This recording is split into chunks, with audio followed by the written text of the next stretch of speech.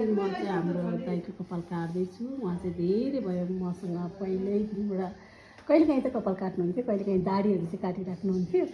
आज उहाँको चाहिँ हेयर स्टाइल होइन एकदमै राम्रो थियो, उहाँले काट्दा काट्दा होइन।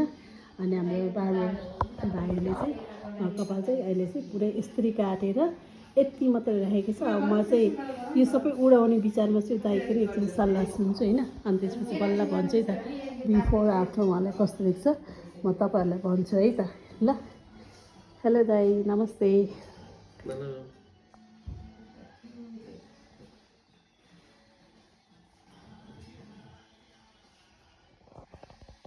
हेरौँ है उहाँ दाइलाई चाहिँ कस्तो भयो होइन।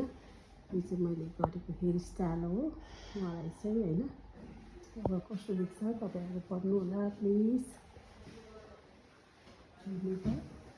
अझै यो आफ्टर 3 मन्थपछि थाहा हुन्छ। हामी कपाल पनि बढाउँदैछौँ तर मिलाउँदै पनि छौँ है त।